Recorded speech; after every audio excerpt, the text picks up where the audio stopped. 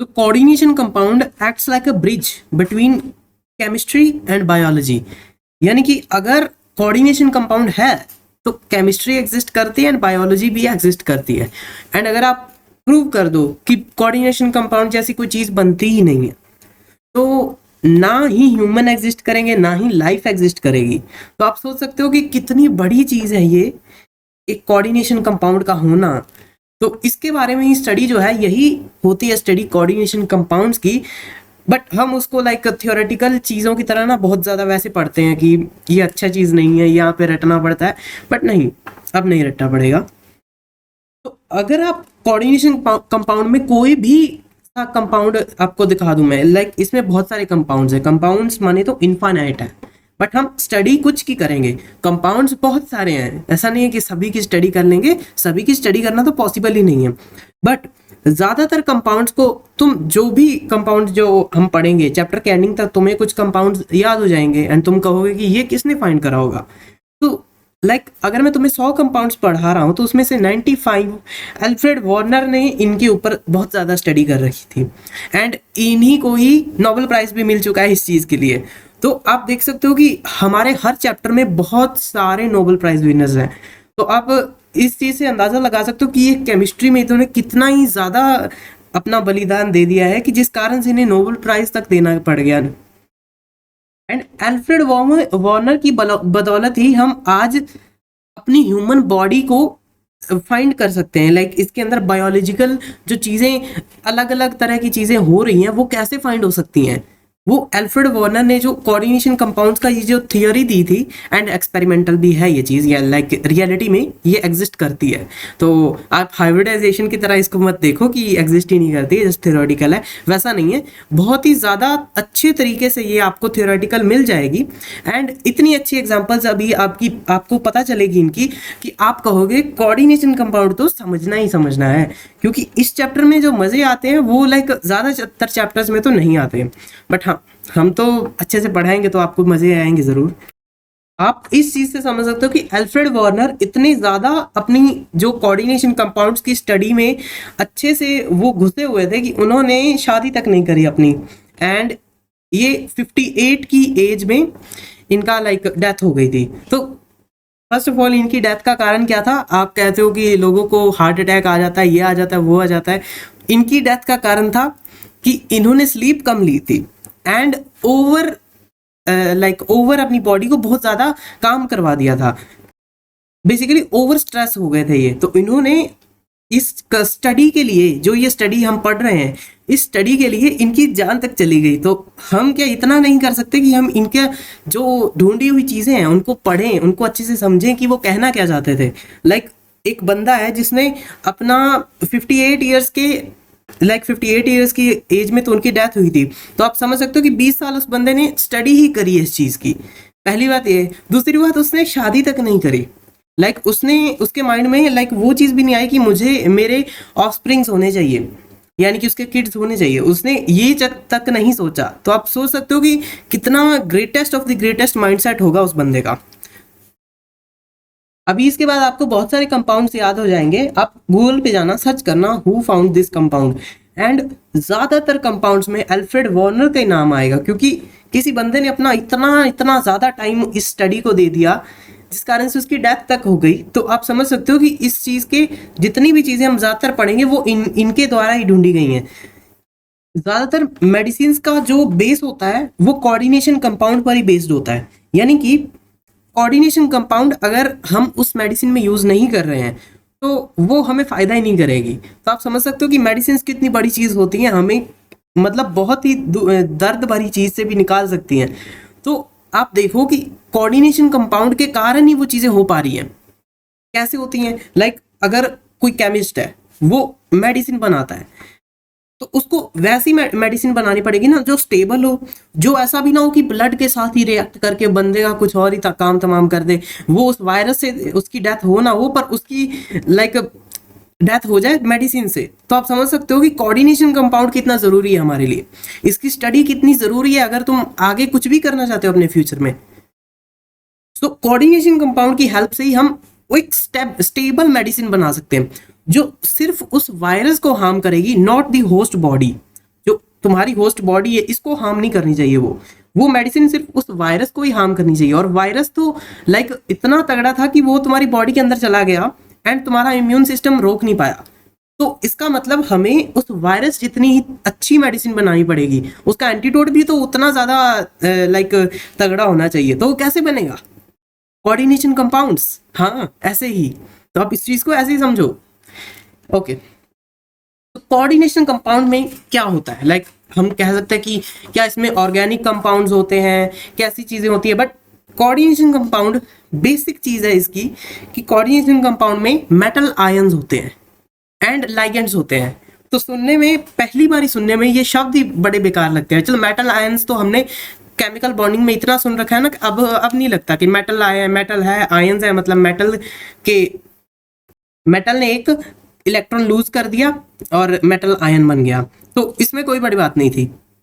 Basically metal के पास एक plus का चार्ज आ गया, ठीक है। तो अब बात करते हैं कि ये काम कैसे करती हैं। बेसिकली चीज़ों को अगर तुम इसकी स्टडी पहले समझ जाते हो, तो फॉर एग्जांपल मैं इसकी स्टडी तुम्हें बहुत लेट बताता हूँ कि इसका लाइक एक्चुअल में मतलब क्या था।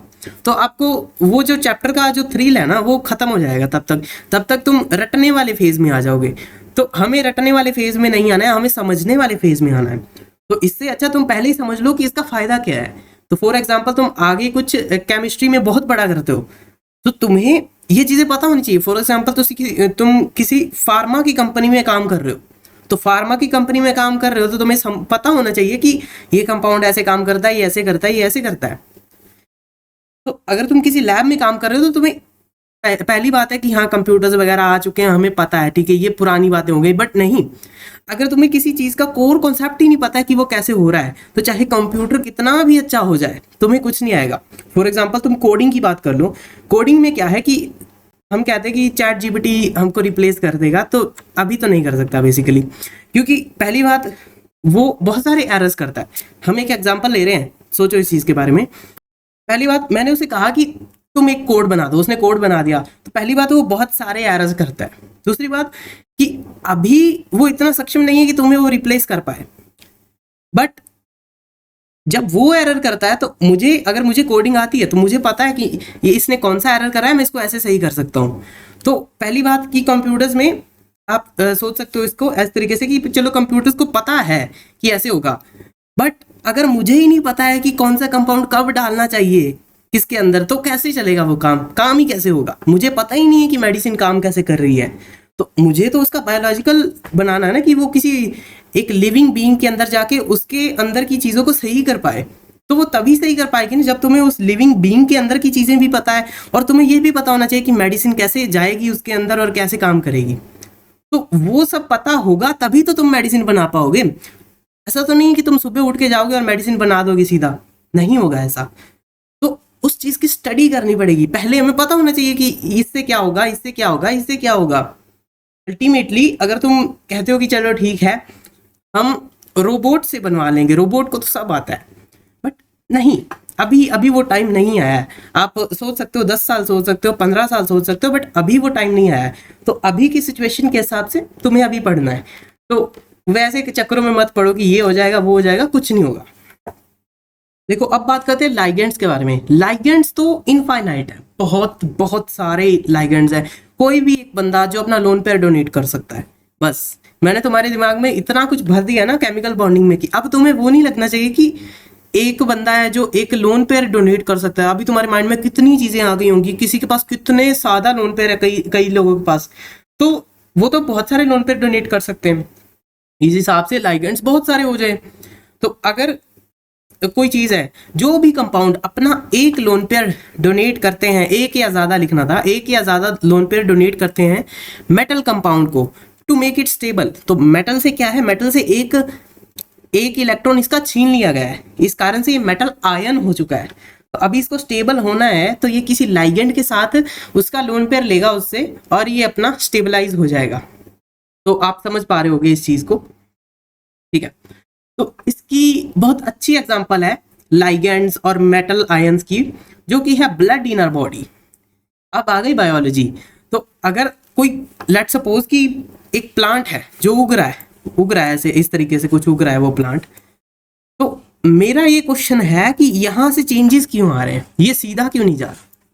बस मेरा सिंपल सा क्वेश्चन है कि ये सीधा क्यों नहीं जा रहा, ये कभी इधर हो जा रहा है, कोई यहाँ से ब्रांच उड़ के आ रही है वो इधर हो जा रही है, तो ये सब कैसे हो रहा है, मुझे पता होना चाहिए ना कि ये कैसे हो रहा है, क्यों हो रहा है, ये क्यों हो रहा है, ये क्यों हो रहा है, यहाँ से ब्रांच कैसे आ गई, कोई यहाँ से ब्रांच कैसे उड़ रही है, ये सब केमिस्ट्री के कारण ही होता है। तो आप बायोलॉजी और केमिस्ट्री दोनों अलग चीजें नहीं है, बस जस्ट वही है कि इनकी स्टडी बहुत वास्ट है, तो उसको थोड़ा छोटा करने के लिए कुछ केमिस्ट्री में डाल दिया, कुछ बायोलॉजी में डाल दिया, अल्टीमेटली दोनों सेम है, अल्टीमेटली दोनों एक दूसरे के बिना कुछ भी नहीं है। सो अब बात करते हैं कोऑर्डिनेशन कंपाउंड की, बहुत अच्छी एंड बढ़िया एग्जांपल की। तो ये मैंने आपकी कुछ एक वेन बना दी है, मे बी लग नहीं रही होगी बट हाँ कुछ है, माइक्रोस्कोपिकली बहुत ज़्यादा हमने जूम करा और हमें पता चल गया कि इस वेन के अंदर ब्लड फ्लो कर रहा है, ठीक है, आपको दिख रहा होगा ब्लड इसके अंदर फ्लो होता हुआ। ब्लड के अंदर क्या होता है, ब्लड के अंदर आयरन होता है, कहते हैं ना कि इस बंदे को आयरन की कमी हो गई, और आयरन की कमी हो गई तो इसका मतलब कि नहीं, अभी नहीं बताते इसके बारे में, इस चीज़ को समझाने के बाद मैं तुम्हें बताऊंगा कि जब आयरन की कमी होती है किसी को तो क्यों वो बंदा बीमार पड़ जाता है। लाइक बहुत ही ज़्यादा सोचने वाली क्वेश्चन है कि आयरन की कमी चल ठीक है हो गई, पर वो कोऑर्डिनेशन कंपाउंड से कैसे आप रिलेट कर पा रहे हो इस चीज़ को, तो अभी समझाता हूँ इस चीज़ को। तो क्या होता है, ये तुम्हारा फेस है, ठीक है, तुमने ऑक्सीजन इनहेल करी, ये रहो, तुमने ऑक्सीजन इनहेल करी, गई ये तुम्हारे फेफड़ों के अंदर और यहाँ से ये तुम्हारे ब्लड के अंदर चली गई एंड पूरा मतलब तुम्हारी पूरी बॉडी के अंदर ऑक्सीजन पहुंच गई एंड माइंड तक भी ऑक्सीजन पहुंच गई, जिस कारण से अभी तुम ये लेक्चर देख पा रहे हो, समझ रहे हो। तो ये कैसे हो रहा है, ये कैसे हो रहा है, पहली बात। दूसरी बात कि ब्लड देखो कितनी तेज फ्लो करता है, ब्लड बहुत तेज फ्लो करता है। तो नहीं अभी नहीं तो ज़्यादा बता दिया, डर जाओगे फिर तुम। ये चीज़ वैसी है ना कि मैं अगर तुम्हें बायोलॉजी के पर्सपेक्टिव से पढ़ाऊँ तो बहुत अच्छा पढ़ा जाएगा, बहुत अच्छा, मतलब बायोलॉजी के 3-4 चैप्टर निपट जाएंगे इस चैप्टर के अंदर ही। But I don't think so कि जो लोग इसको देख रहे हैं उनको बायोलॉजी पढ़नी है, नहीं पढ़नी उनको, तो हम फिलहाल केमिस्ट्री से ही स्टिक रहना चाहेंगे। तो एक बंदा है जिसके ब्लड के अंदर भरपूर तरह से आयरन है, ठीक है, तो जब ये बंदा ऑक्सीजन इनहेल करेगा तो लेट सपोज ये इसकी कोई आर्टरी है जिसके अंदर ब्लड फ्लो कर रहा है, तो ब्लड फ्लो कर रहा है तो अभी यहाँ से ऑक्सीजन आ गई, यहाँ से ऑक्सीजन इसको भेज दी गई कि जा ऑक्सीजन तो ब्लड में जा। अभी ऐसा तो नहीं है कि ऑक्सीजन सीधा ही ब्लड के अंदर से ऐसे, जैसे ऑक्सीजन के बुलबुले से बन जाते हैं पानी में, तुम्हें पता होगा, तो ऐसे बुलबुले से बन के सीधा आप तुम्हारे दिमाग तक जाके वहां बुलबुला जाके फट जाएगा, ऐसा तो कुछ होगा नहीं, कुछ और होना चाहिए। सोचो क्या हो सकता है, कुछ और होना चाहिए, मेरे तो माइंड में आ रहा है कि क्या होना चाहिए। ऑक्सीजन के पास आपको पता है ना, ऑक्सीजन के पास 2 लोन पेयर होते हैं, एक यहाँ एक यहाँ, आपको पता होगा, और एक यहाँ भी होता है। जस्ट इसके पास 6 वैलेंस इलेक्ट्रॉन है, तो मतलब भाई 3 लोन पेयर है इसके पास।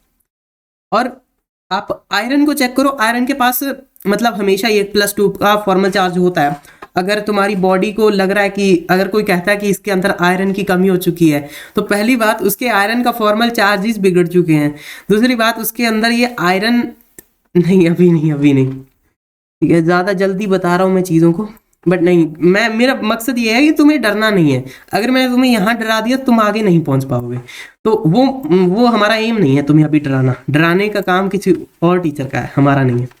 तो यहाँ से आपने ऑक्सीजन सप्लाई करी, ठीक है, तो ऑक्सीजन के पास है लोन पेयर, ऑक्सीजन क्या करेगा, अभी जो फेरियम है यानी कि आयरन को 2 इलेक्ट्रॉन की डेफिशिएंसी, आप देखो यहाँ पे 2 इलेक्ट्रॉन, ये क्या करेगा, आयरन को 2 इलेक्ट्रॉन चाहिए, इसके पास 3 लोन पेयर पड़े हैं, तो आपको नहीं लगता क्या कि ये बॉन्ड ना बना लेंगे, ये ऑक्सीजन जाके इससे जाके मिक्स ना हो जाएगा।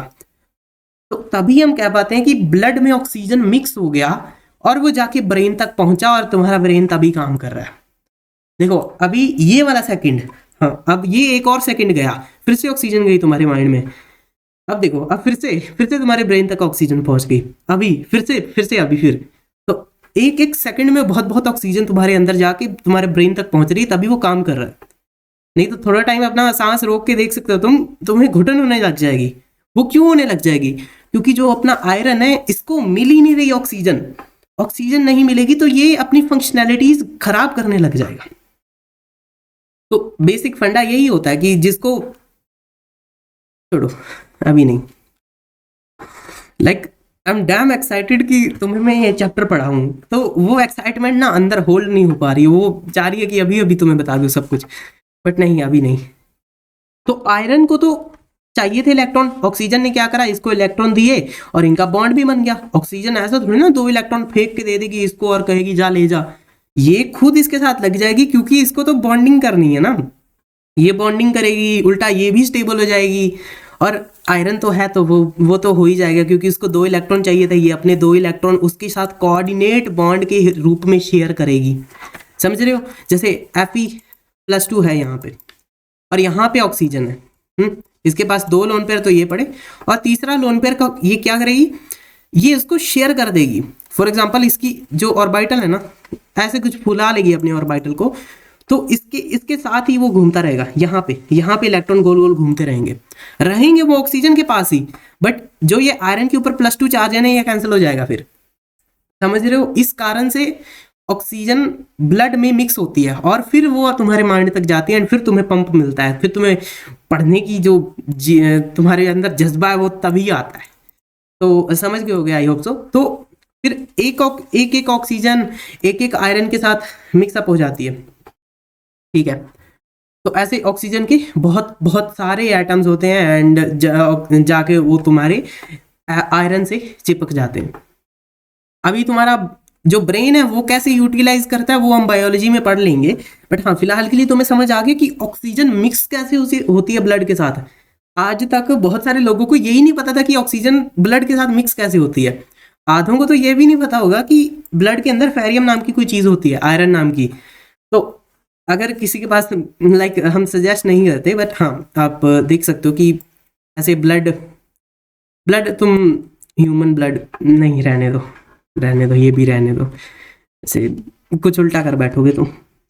तो अब बात करते हैं कि जब कोई डॉक्टर कहता है तुम्हें कि इसके अंदर आयरन की कमी हो चुकी है, इसे आप ये खिलाओ, तो वो क्या कहने का क्या मतलब है। आयरन की कमी हो चुकी है मतलब कि कुछ आयरन थे जो किसी कारणवश यहाँ से हट गए। अबे ये हट क्यों नहीं रहे हैं, आई डोंट थिंक सो, ये हट क्यों नहीं रहे हैं। चल ठीक है छोड़ो, किसी कारणवश कुछ आयरन जो है यहाँ से हट गए, पर तुम ऑक्सीजन तो उतनी ही इनहेल कर रहे हो ना जितनी तुम पहले कर रहे थे, उतनी ऑक्सीजन तुम अभी भी इनहेल कर रहे हो। तो कुछ आयरन सोचो यहाँ से हट गए तो ऑक्सीजन अब ज़्यादा बढ़ जाएगी। ऑक्सीजन ज़्यादा बढ़ गई तो तुम्हारे बॉडी के अंदर अनस्टेबिलिटीज आ जाएंगी, फिर तुम्हें कुछ उनके सिम्टम्स दिखने लग जाएंगे, फिर तुम डॉक्टर के पास जाओगे और वो तुम्हें कहेंगे कि आयरन वाली चीज़ें खाओ, आयरन की दवाई खाओ, सही हो जाओगे, आयरन की गोलियाँ आती है वो खाओ। तो आप समझ पा रहे हो कि ये कितना ज़्यादा रिलेटेड है बायोलॉजी से। तो मैं तो ऐसे देखता हूँ कि 3-4 चैप्टर बायोलॉजी के उठा लो, एक चैप्टर ये उठा लो, इसको क्लब कर दो एक साथ और 4 चैप्टर एक साथ पढ़ा दो। जिसको पढ़ने हैं उसको ज़्यादा अच्छे से समझ आएगा। अभी बहुत सारी चीज़ें जो मुझे अपने माइंड में होल्ड बैक करनी पड़ रही हैं कि अभी ये ना बताऊं इनको, क्योंकि वो बायोलॉजी की चीज़ हो जाएगी। तो समझ पा रहे होंगे आप। तो जो ये अभी बॉन्ड बनाया है, जो ये बॉन्ड अभी बना है, आप देखो Fe+2 था, इसके साथ जो बॉन्ड बना है ऑक्सीजन का, जैसा अभी बॉन्ड बना है, ऑक्सीजन ने अपना एक लोन पेयर उठा के इसको लाइक लोन पेयर दे दिया, ले हम दोनों इलेक्ट्रॉन शेयर करते हैं, मैं भी स्टेबल तू भी स्टेबल। मतलब ऑक्सीजन का तो ना कुछ घाटा है ना ही कुछ उसका बढ़ गया है, बट हाँ फिर भी वो स्टेबल हो जा रही है, थोड़ी थोड़ी हो जा रही है, ठीक है। तो इतना तो आपको समझ आ गया होगा कि कोऑर्डिनेशन कंपाउंड काम कैसे करते हैं। और कोऑर्डिनेशन कंपाउंड है ही क्या, आधे लोगों को तो अभी भी नहीं समझ आया होगा कि कोऑर्डिनेशन कंपाउंड है क्या, अगर तुमने किसी और टीचर से पढ़ रखा है तो। बट हाँ अभी समझ आ गया होगा कि अगर तुमने मेरे से पढ़ा है कोऑर्डिनेशन कंपाउंड, तो तुम्हें लाइक जो बेसिक मोस्ट फंडामेंटल चीज़ है ना वो समझ आनी चाहिए कि हाँ ऐसे काम करते कोऑर्डिनेशन कंपाउंड, तो तभी तुम उस चीज़ को फील करके पढ़ पाओगे। वैसे केमिस्ट्री या बहुत सारे सब्जेक्ट हैं जिनमें मैं देखता हूँ कि फील जो होता है ना, फील से काम कई बार ही नहीं चलता। तो बट हाँ फिलहाल के लिए हम बच्चे हैं, हम फील करके इस चीज़ को पढ़ना चाहेंगे। जब हम थोड़े से बड़े हो जाएंगे तब हम फील के बिना भी पढ़ लेंगे, ठीक है। तो कुछ ब्लड हट जाता है, इस कारण से आपको लगता है कि आप में आयरन की कमी हो गई, आयरन की कमी जब होती है तो फिर आपको सिम्टम्स दिखते हैं एंड उसके कारण आपको आयरन की गोलियां खानी पड़ सकती हैं। तो इतना समझ आ गया। तो जो ये बॉन्ड बनाया ऑक्सीजन ने, ये था एक कोऑर्डिनेट बॉन्ड, ये था एक मेटल आयन Fe+2, एक था मेटल आयन, इसके साथ ऑक्सीजन ने बॉन्ड बनाया। और ऑक्सीजन जब एक ऑक्सीजन या कोई भी, अभी तुम्हें बहुत सारे मॉलिक्यूल्स दिखेंगे, कोई भी एक मॉलिक्यूल मॉलिक्यूल सिंगल एटम की बात नहीं कर रहा हूं, कोई भी एक मॉलिक्यूल, मॉलिक्यूल्स क्या यानी कि मिक्सचर थोड़ा सा, फॉर एग्जांपल H2 आप देख लो, H2 इसको मॉलिक्यूल कह सकते हो। ये एक सिंगल एटम है, ये एक मॉलिक्यूल है। मॉलिक्यूल एटम मैंने बहुत अच्छे से पढ़ा रखा है केमिकल में। सो जो मॉलिक्यूल आयरन को, फॉर एग्जांपल मैंने आयरन अभी लिया, बहुत सारे मेटल्स लेंगे बट हाँ फिलहाल के लिए मैंने आयरन लिया है। तो जो मॉलिक्यूल आयरन के साथ बॉन्ड बना रहा है, इस मॉलिक्यूल को कहते हैं लाइगेंड, जो अपना लोन पेयर डोनेट कर रहा है। कुछ एक लोन पेयर भी दे सकते हैं, कुछ दो भी दे सकते हैं, कुछ तीन भी दे सकते हैं। बट हाँ आपको समझ आ रहा होगा कि जो मैं कन्वे करना चाह रहा हूं तुम्हें कि लाइगेंड्स क्या होते हैं। तो जो अपना ऑक्सीजन था ना, ये इस आयरन के लिए, आयरन के लिए, मेटल आयन के लिए ये एक लाइगेंड की तरह काम कर रहा था। और आप ऐसा नहीं कह सकते कि ऑर्गेनिक कंपाउंड के साथ जब रिएक्शन करेंगे, ऑर्गेनिक जैसे तुम CH3 ले लो, CH3 ठीक है, अगर ऑक्सीजन CH3 के साथ करता है तो ये लाइगेंड नहीं कहलाएगा। अगर ये किसी मेटल के साथ करता है इंटरेक्शन, तभी हम इसको लाइगेंड कहेंगे। ऐसा नहीं लाइगेंड किसी के साथ भी कर रहा है, लाइक ऑक्सीजन है, वो लेट सपोज एक ऑक्सीजन के साथ ही बॉन्डिंग बनाने की कोशिश कर रहा, तो आप कहोगे ये लाइगेंड है, लाइगेंड है। नहीं नहीं नहीं नहीं, ऐसा बिल्कुल नहीं कहना। और ये चीज़ को पल्ले बांध लो, इस चीज़ को, इसको दिमाग में रख लो कि ये चीज़ कभी नहीं कहनी है कि ये चीज़ लाइगेंड है, अगर बॉन्ड बनाया तो लाइगेंड है। नहीं, लाइगेंड क्या है, जब तुम एक मेटल के साथ बॉन्ड बना रहे हो तब वो लाइगेंड है। ठीक है, इतना तो समझ रहे होगे आप। तो अब इस चैप्टर का एम क्या है? कोऑर्डिनेशन कंपाउंड में तो बहुत सारी स्टडी है, बहुत बहुत बड़ी स्टडी है कोऑर्डिनेशन कंपाउंड की। बट हाँ, इस चैप्टर में हम फोकस करने वाले हैं शेप्स पर, वर्किंग कैसे कोऑर्डिनेशन कंपाउंड बनता है, या लाइक वो कितने लोन पेयर दे सकता है। तो काफी इस चीज के बारे में स्टडी होने वाली है, और कहाँ कहाँ से ये लोन पेयर वो डोनेट कर सकता है। तो आप ऐसे देख सकते हो कि फॉर एग्जांपल मेरे पास NH3 है, तो लेट सपोज इसके पास 3 लोन पेयर है। तो हमारे पास, आप ऐसे सपोज करो कि एक NH3 नहीं, 2 NH3 है, और यहाँ पे एक मेटल आयन है, मेटल। तो क्या ये दोनों अपने लोन पेयर इसको दे देगा और ये इसको कुछ नहीं देगा, या फिर ये दोनों एक एक बांट के दे देंगे? पहली बात तो ये हो सकती है, आप कह सकते हो कि एक एक बांट के दे देंगे। और अब मेरा अगला सवाल होगा कि ये कौन से वाला लोन पेयर डोनेट करेंगे। तो ये चीज आपको समझ आएगी कोऑर्डिनेशन कंपाउंड को बैठ के, कि क्या वो ये वाला लोन पेयर देगा, या ये वाला लोन पेयर डोनेट करेगा, या फिर ये वाला। ऐसा भी हो सकता है कि यहाँ पे 3 लोन पेयर बैठे हैं, और यहाँ भी 3 लोन पेयर है, और यहाँ पे एक मेटल आयन है। तो ऐसा भी हो सकता है कि ये अपना ये वाला लोन पेयर दे दे, ये बिल्कुल ही ये वाला दे दे। तो एक्सट्रीमेस्ट ऑफ द एक्सट्रीमेस्ट तुम सोच सकते हो, वैसा भी हो सकता है। बहुत सारी चीजें हैं इस चीज में, बट हाँ आपको समझ आना चाहिए कि हम लोग आगे क्या पढ़ने वाले हैं। ये तो हो गई बहुत ही ब्रॉड स्टडी जो अभी हमने करी है, कि ऐसे ऐसे चीजें काम करती हैं। अभी तो आपको समझ भी आ गया होगा कि कैसे हो रहा है ये सब कुछ। बहुत ही अच्छी अच्छी एग्जांपल्स मिली हैं आपको। तो लेट्स मूव ऑन। चलिए, तो स्टडी हम शुरू करने वाले हैं सॉल्ट से शुरू करेंगे, एंड देखते हैं आगे क्या होता है फिर। तो लेट्स अज्यूम मेरे पास 2 कंपाउंड्स हैं, एक ये रहा, ठीक है, आपको दिख रहा होगा रेड कलर से, एक ये रहा, ये भी दिख रहा होगा। तो क्या होता है, एक ऑब्जर्वेशन है, आपको ऑब्जर्वेशन से ही केमिस्ट्री समझ आएगी। तो इनको जब हम पानी में डालते हैं, KCl MgCl2 CH2O, ठीक है, तो इसको जब हमने पानी में डाला तो क्या हुआ, ये सब टूट गए, अलग अलग हो गए। देखो ये अलग घूम रहा है, ये अलग घूम रहा है, ये अलग, ये Cl अलग, मैग्नीशियम अलग, H2O ये अलग, ये H2 और अलग, और ये भी H2 अलग, ठीक है। तो आपको समझ रहा होगा कि ये सब अलग अलग हो गए।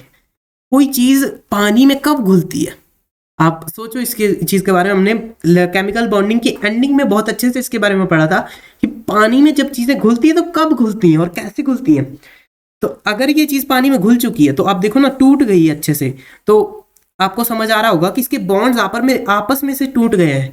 तो आपस में से बॉन्ड्स कब टूटते हैं? फॉर एग्जांपल आप नमक ले लो और एक साइड आप एक पत्थर ले लो, पानी में दोनों को डालो, तो पत्थर क्यों नहीं डिसॉल्व होता?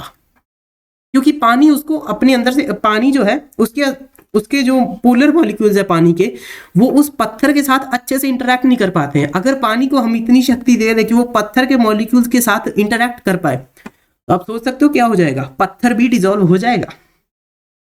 तो ऐसे आपको चीजों को देखना है। तो अब यहाँ पे क्या होता है कि ये सब एक अलग अलग आयंस में टूट जाते हैं। तो अगर अगर फॉर एग्जांपल अगर कोई पत्थर है और वो पत्थर बन रखा है बहुत ही अच्छे वाले किसी आयन से, तो आप कौन सा आयन ले सकते हो? फॉर एग्जांपल टंगस्टन से बन रखा है।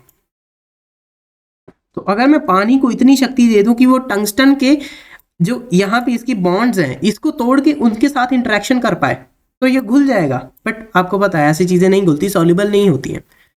तो कोई भी चीज पानी में सॉल्युबल, यानी कि आप उसको पानी में डालो, उसको गोल घुमाओ चम्मच से, और अगर घुल गई तो अच्छी सॉल्युबिलिटी, नहीं घुली तो अच्छी सॉल्युबिलिटी नहीं है। वैसे ही आप सॉल्युबिलिटी को वैसे भी देख सकते हो कि फॉर एग्जांपल कुछ चीजें होती है, लाइक अगर कोई दवाई है वो खुली रह गई तो उसके अंदर ऑक्सीजन चली जाती है और फिर वो पानी में डिसॉल्व मुश्किल से होती है, उसके मोल्स बन जाते हैं छोटे छोटे, लम्स कहते हैं उसे, लम्स, हाँ लम्स कहते हैं। तो वो पानी में नहीं घुलती, और वेयर एज आप गर्म पानी में चीजों को घोल के देखो ज्यादा अच्छे से घुल जाती हैं। तो आपको जब केमिस्ट्री खत्म होगी ना, इतने अच्छे से चीजें रिलेट हो रही होंगी कि तुम किसी को भी पढ़ा सकते हो ये सब चीजें, किसी को भी समझा सकते हो कि ऐसे हो रही हैं चीजें, ये चीज ऐसी होती है, ये ऐसे होती है। लाइक तुम गॉड बन सकते हो इस चीज में। तो एंड हाँ, मेरा तो वही है कि तुम्हारे अंदर वो एक इंट्यूशन सी करनी है कि ऐसे होती है ये चीजें, बाकी तुम खुद ढूंढोगे आगे। तुम खुद बैठे होगे खाली, तुम्हारे दिमाग में यही चीजें चलने वाली हैं। कुछ चीज गर्म हो रही है, तुम कहोगे यार इलेक्ट्रॉन सी डीजनरेट ऑर्बिटल्स हैं, यहाँ पे ये है, यहाँ पे वो, बट वही है। तुम ये सब करके पागल मत हो जाना। तो बैक टू द टॉपिक, हम यहाँ पे आए तो पानी में क्या हुआ, ये सब घुल गए, अच्छे से घुल गए तगड़े तरीके से। इसको अभी मतलब अच्छे से घुल चुके हैं, यानी कि अलग अलग हो चुके हैं। अगर ये अलग अलग नहीं होते तो इनके बॉन्ड नहीं टूटते, बॉन्ड नहीं टूटते तो मतलब कि इसके ये बॉन्ड बना रहता, और बॉन्ड बना रहता तो मतलब पानी में अच्छे से नहीं घुलना था। वेयर एज अब यहाँ पे चेक करो, इस वाले मॉलिक्यूल के लिए हमने जब इसको वाटर में डिसॉल्व करा, तो पहली बात है कि ये सब ऑब्जर्वेशन साइंटिस्ट करते रहते हैं, उनको लाइक चुल होती है बस उनके अंदर कि ये ऐसे करेंगे तो क्या हो जाएगा, ऐसे करेंगे तो क्या हो जाएगा। तो वैसे वैसे ही ऑब्जर्वेशंस निकलती हैं। ये कोई सुबह उठ के उसने सीधा नहीं बना दिया कि चलो इसको पानी में घोल के देखते हैं, ऐसा कुछ नहीं था। तो जब हमने इसको वाटर में डिसॉल्व करा तो क्या होता है, क्या होता है, आइडियली हमने क्या सोचा था कि जैसे ये टूट गया तो ये भी टूट जाएगा, बट क्या ऐसा हुआ? नहीं, अच्छे से ये डिसॉल्व नहीं हुआ, ये डिसॉल्व हो ही नहीं पाया। तो क्यों नहीं हो पाया, पहली बात आती है। तो हमने कहा कि NH3 तो और ये टूट जाना चाहिए था, क्यों नहीं टूटा ये? तो फिर बात आती है कि जो NH3 था, इसने क्या करा, इसने इसके साथ बॉन्डिंग कर रखी है, और वो बॉन्डिंग इतनी तगड़े तरीके से कर रखी है कि वो वाटर में डालने पर भी डिसॉल्व नहीं होता है। ठीक है,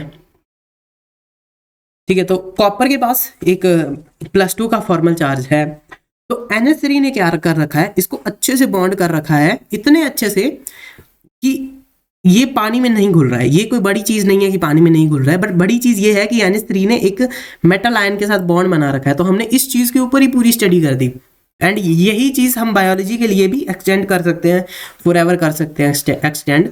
तो आप समझ जाओगे जल्दी ही।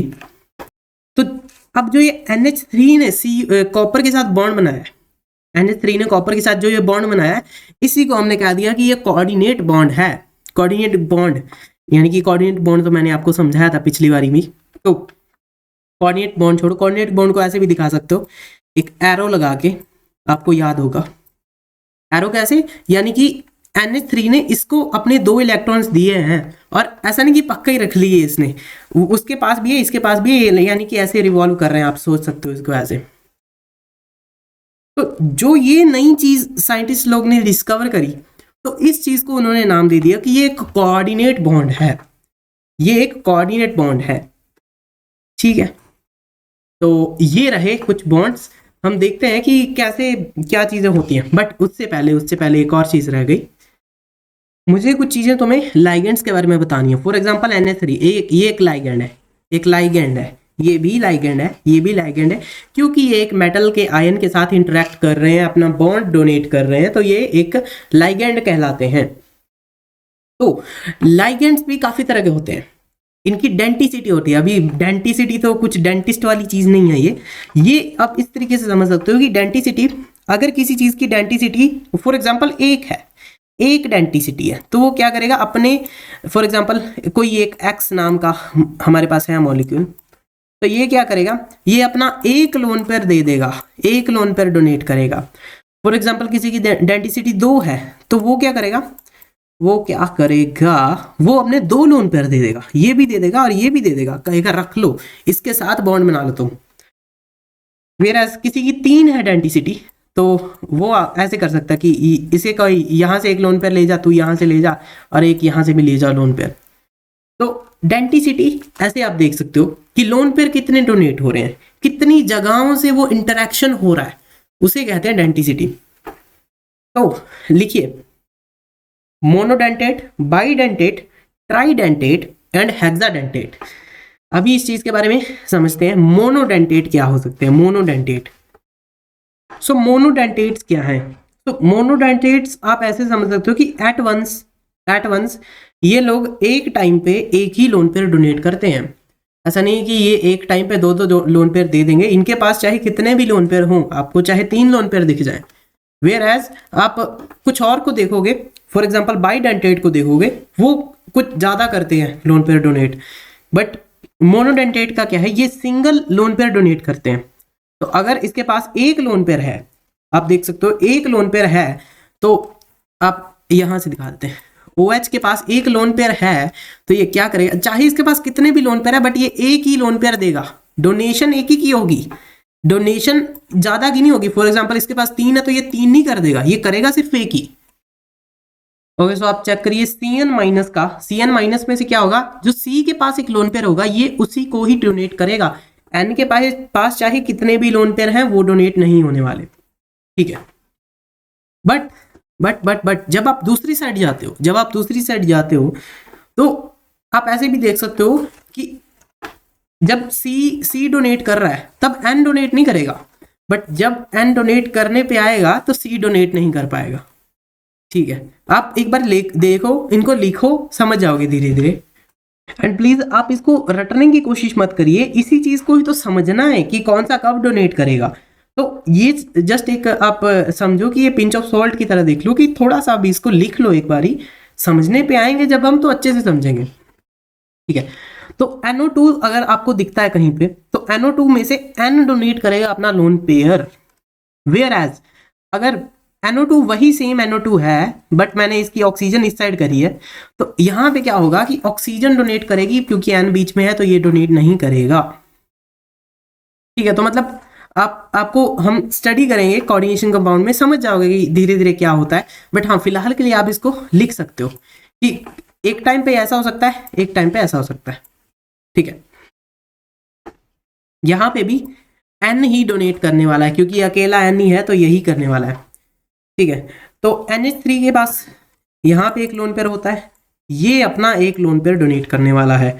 CO के पास चेक करो, यहाँ पे C डोनेट करने वाला है, चाहे O ज्यादा इलेक्ट्रोनेगेटिव है, C ज्यादा डोनेशन करना चाहेगा, ठीक है।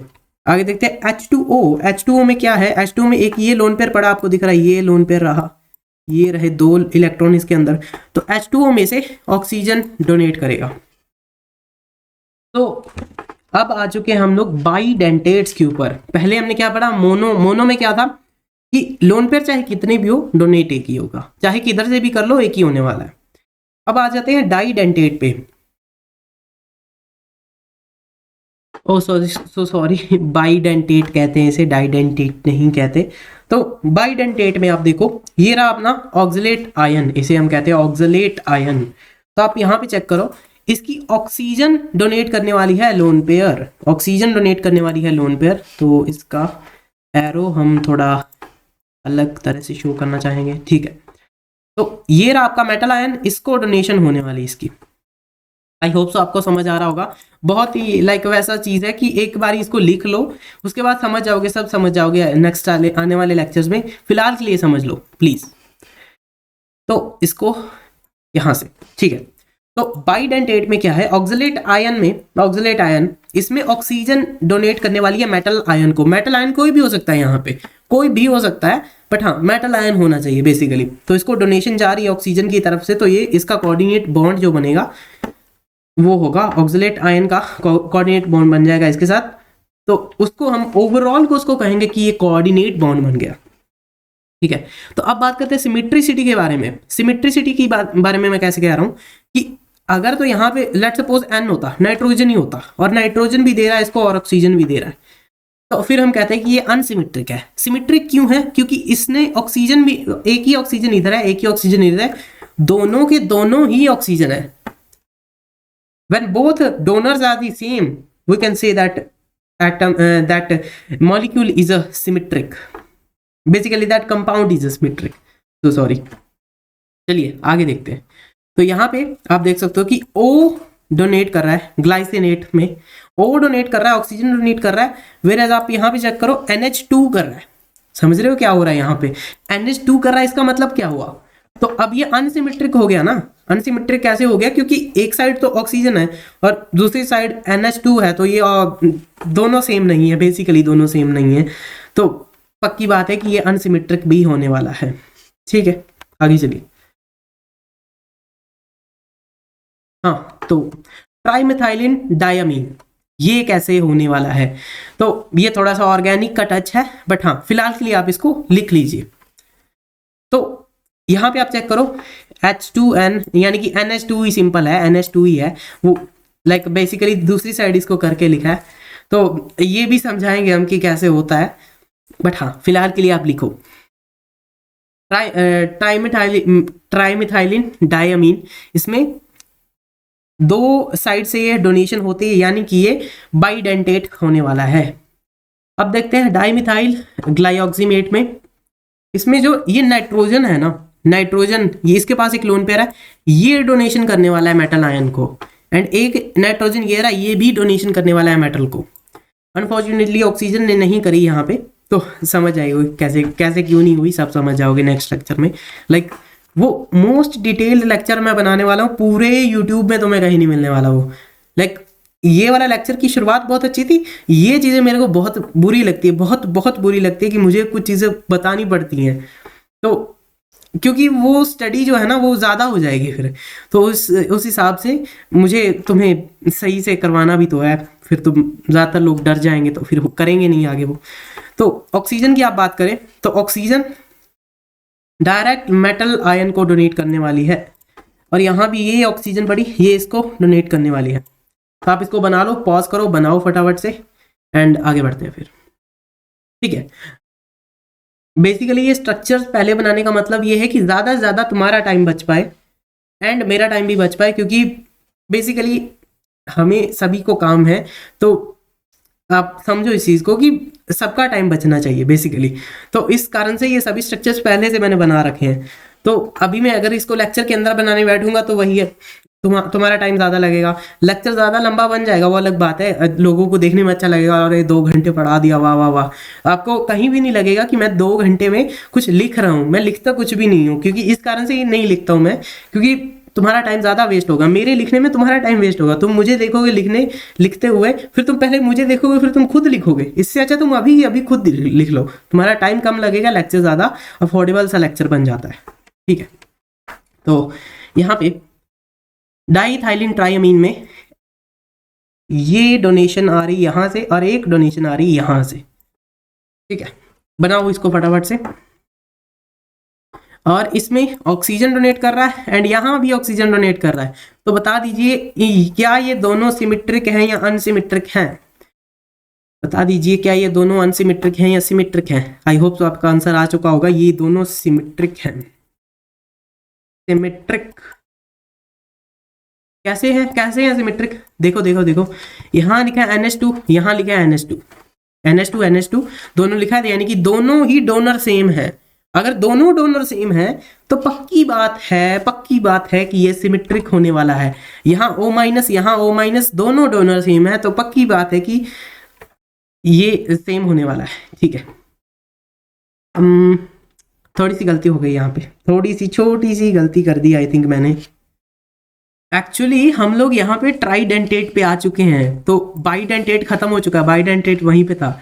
ये लीजिए यहाँ, ये है ट्राइडेंटेट, शुरू होता है यहाँ से ट्राइडेंटेट, जहाँ से 3 जगहों से डोनेशन आने वाली है। पहला क्या होता है, मोनोडेंटेट, एक की जगह से डोनेशन, यानी कि एक टाइम पे एक ही जगह से, चाहे डोनेशन ज्यादा कर सकता है पर वो करेगा नहीं। ठीक है, उसके बाद आता है बाइडेंटेट। बाइडेंटेट पे क्या है कि लोन पर चाहे कितने भी हों, डोनेशंस 2 ही आने वाली हैं। चाहे एक, फॉर एग्जांपल ये इतना बड़ा कंपाउंड पड़ा है यहाँ पे, तो इतना बड़ा कंपाउंड है, कितने लोन पेयर होंगे यहाँ पे, बट इसको डोनेशंस जो आएंगी वो सिर्फ 2 ही आएंगी। कहीं किसी एक जगह से आ जाएंगी और वो 2 ही डोनेशन आएंगी, ज्यादा डोनेशन आने नहीं वाली इसको। ठीक है, ट्राइडेंटेट में क्या है कि 3 जगहों से डोनेशन आने वाली है।